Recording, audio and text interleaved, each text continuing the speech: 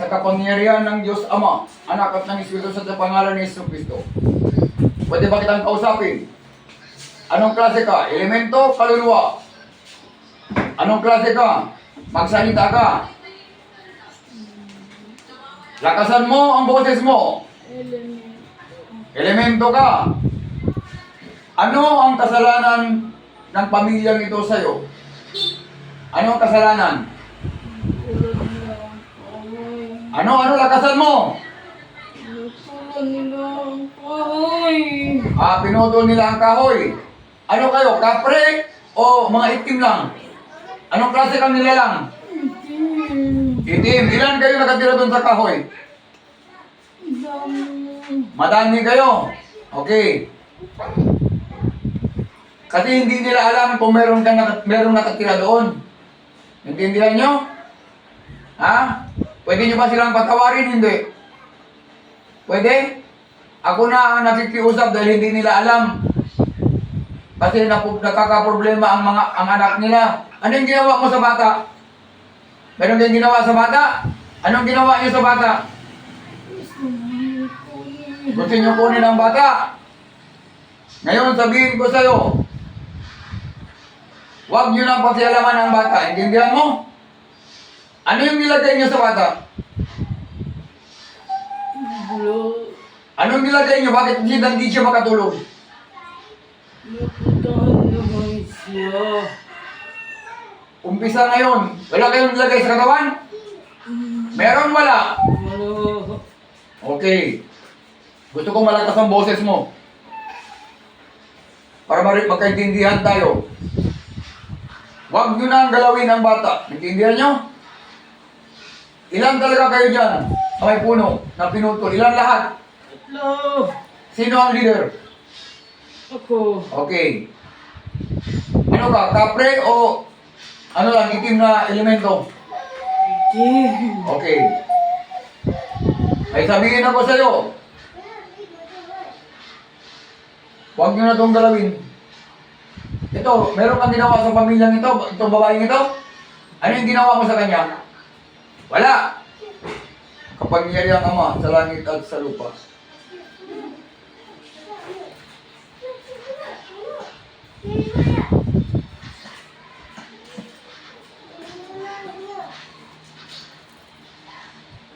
May sabihin ako sa'yo, tinatawag ko yung dalawang mong kasama sa kapangyarihan ng kataas-taasan Diyos. Tawagin mo sila at ipasok dito sa katawan ng babaeng ito. Kayong tatlo, magsama-sama kayo dito. Kaya kausapin ko kayo. Pasok! Pasok kayong tatlo! Nandiyan na kayong tatlo! Ha? Masama ang balak yung tatlo ha. Kunin niyo gusto ang bata. Ano ba yung ginagawa niyo dito sa pamilya nito? Ingay sila. Maingay sila. Ano pa? Ang kahoy. Ano man yung kahoy? Lutulan nila. Pinutol nilang kahoy. Na hindi nila alam. Kailangan kasi nilang gamitin yon para sa bahay nila. Dapat alam nyo na napuputulin. Dapat sana lumisa na lang kayo. Naghanap kayo ng iba. Hindi nang yung pinutol ang kahoy, galit kayo. Gusto nyo kunin ang bata. Gusto kayo magganti. So ngayon, alam nyo ba kung anong ginagawa ko sa mga ganyan klase ng mga elemento? Anong ginagawa? Pinapaalis. Oh. Kasi ako bilang sundalo ng Diyos, sinusunod ko lang ang utos ng aking Panginoon. Naintindihan nyo? Makapangyarihang Ama sa langit at sa lupa, sa pangalan ni Yesu Cristo. Anong gawin sa alam ito?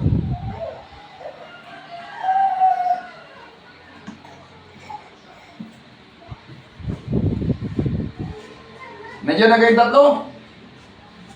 Sa kapangyarihan ng Ama, Anak at ng Espiritu Santo sa pangalan ni Yeshua of Nazareth, Ama, maging espada ng mga arkangeles. Itong aking hinahawakan.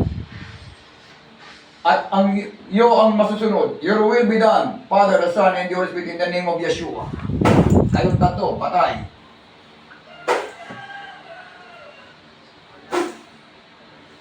for the glory of the Father, and of the Son, and of the Holy Spirit. Kayong tatlo, ubos.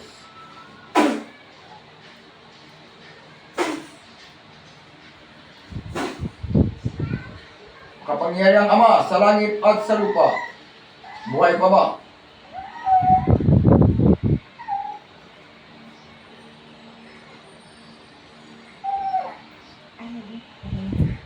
Ang espada ng mga arkangeles ay tatalaw, abot sa inyong puso, sa kapangyarihan at kataas-taasang Diyos. Ave Maria, sin pecado concebida. Ave Maria, sin pecado concebida. Ave Maria, sin pecado concebida. Kayong tatlo ay mamamatay na sa pangalan ng kataas-taasang Diyos.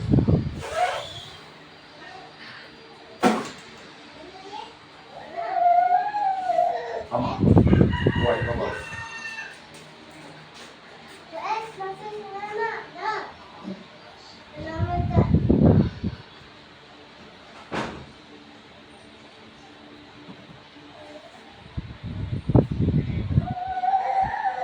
Makapangyarihang Ama sa langit at sa lupa, itong tatlo, ikaw na ang bahala. Sa pangalan ni Jesucristo, itinatapon ko na sila sa pamagitan ng iyong kapangyarihan, Ama, dahil ikaw ang nagsabi, humingi kahit ano sa iyong pangalan. Kaya sa oras na ito, ay mapupunta sila sa Abyss. Isa, dalawa, tatlo. Kayong tatlo, punta sa impyerno sa pangalan ni Jesucristo. Kung meron pa, maramdaman pa niya ang sakit dito sa katawan. Wala na. Ano ba yun, Julian.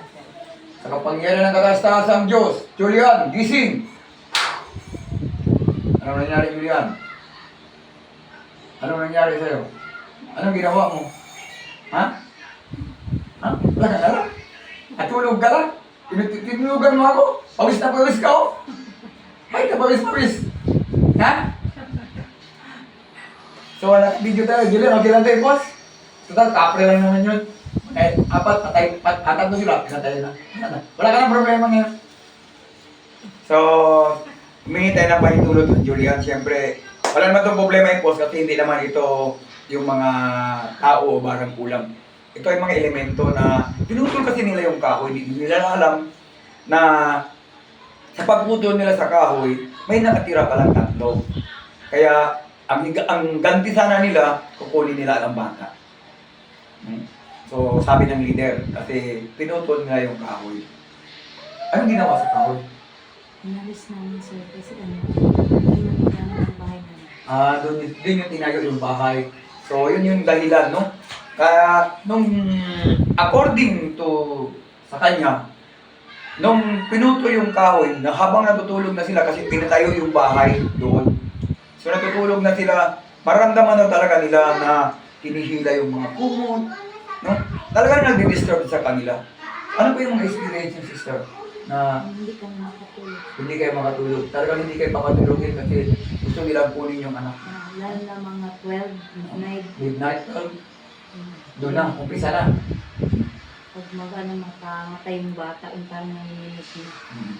Kasi talagang pinupuntahan daw nila, sabi nila. Pinupuntahan nila, dinidisturb nila. So, mabuti na lang. Siguro, nakakita. Paano mo nalaman dito sa akin? Yung auntie ko kasi siya nagsabi. Okay. Kasi siguro galing sila dito. Okay. So, salamat tayo, no? Dahil natulungan natin siya dahil lang sa auntie niya na galing din dito, nagpa-prayer healing din siguro, nagpagamot. So, ang nagsabi sa kanya. Actually, tumawag to sa akin. Pero sabi niya, papuntahin daw ako doon sa kanila sa problema niya. Pero sabi ko, hindi ako makalabas dahil sa sobrang, alam niyo naman Friday, kasi kanina ang daming tao kahit umuulan. Pero mabuti na nga ngayon, wala nang ulan, salamat sa Diyos. Sila ang dumating, kaya naano din agad kasi walang tao, tamang-tama ang pagdating nila. So, maraming salamat no, na natulungan natin ang ating kapatid sa kanilang problema na matagal na pala nilang, ilan na yan? Ng buwan na yan, ilang taon? Bago lang kasi nangyari ganyan siya. Bago lang. Nag-umpisa lang ng binuto lang taon. Yun lang. So, sige. Unless siya mismo ngayon, nagtaka siya kung ano yung ginawa niya. Wala ka talagang maalala? Ha? So, walang maalala si ma'am. Siguro maalala, makikita na lang niya, pag ipinost ko na to, makikita niya yung itsura niya. Ala, yun pala yung ginawa ko. So, tinulugan mo lang. At nagsasalita ka, ang laki ng boses. Talagang galit. Gustong lumaban, pero wala siyang magagawa. Bakit man? Nandito siya sa teritoryo. Kung nakita niyo lang mga kamay kanina, parang gusto na akong suntukin. Nagkaganon yung kamay, naka-ready na. Talagang galit na galit. Pero, wala silang magawa sa Panginoon. Kahit ako ay pinakamababa na serban, pag binigyan ka ng authority, ng power of the Holy Spirit, walang magawa ang mga demonyo na yan. Kaya, ang gawin natin, manalig tayo sa plano sa Panginoon, magdasal, pray, and tanggalin talaga ang galit at hinanakit sa puso. Again, this is your brother Noel. God bless us all. So, salamat. Bye tayo. Okay lang i-pause na? Okay, bye-bye. God bless.